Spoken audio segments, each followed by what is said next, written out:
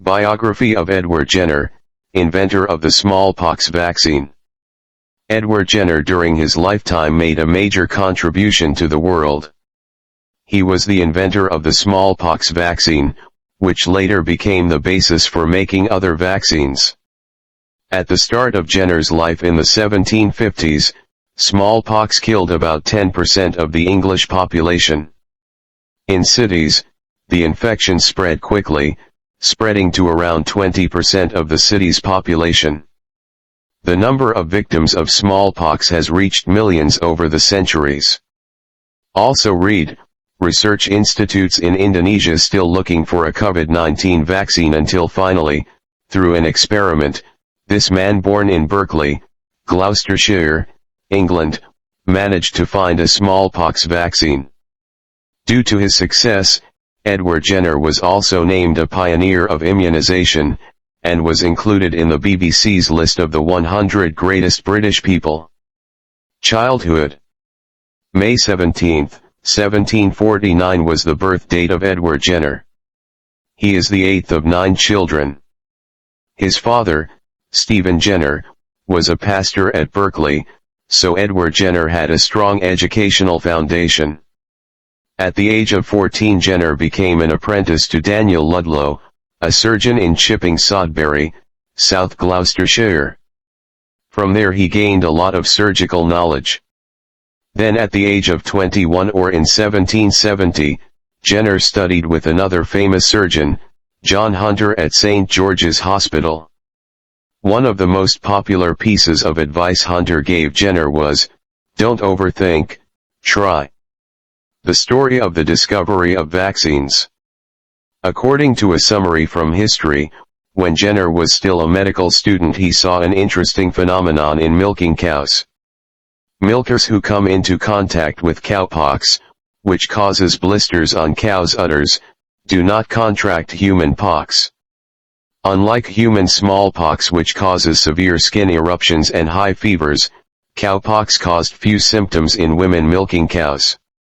On May 14, 1796, Jenner took fluid from a cowpox blister and rubbed it onto the skin of 8-year-old James Phipps.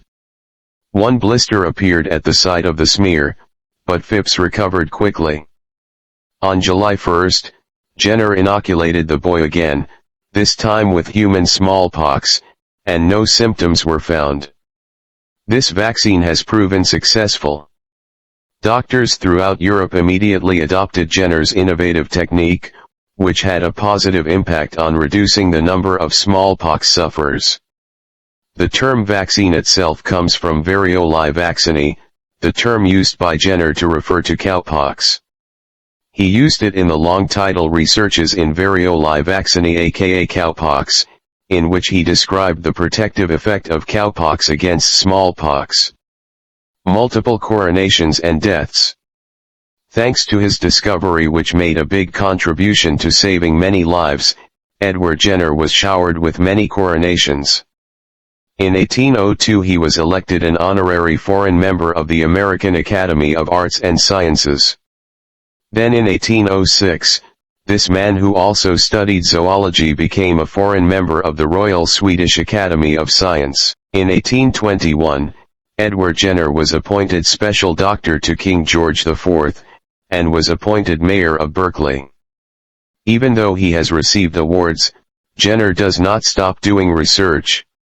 In the last year of his life in 1823, he completed a study on the migration of birds, which was presented to members of the British Royal Court.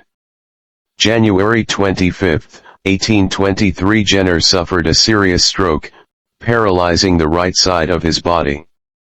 Catherine Kingscote's husband and father of 3 children never fully recovered, until he died on January 26, 1823 at the age of 73. During his illness he was cared for by his 3 children, Edward, Robert Fitzharding, and Catherine. Because his wife had died earlier in 1815 due to tuberculosis, Edward Jenner's body was then buried in the Jenner family room at St. Mary's Church, Berkeley.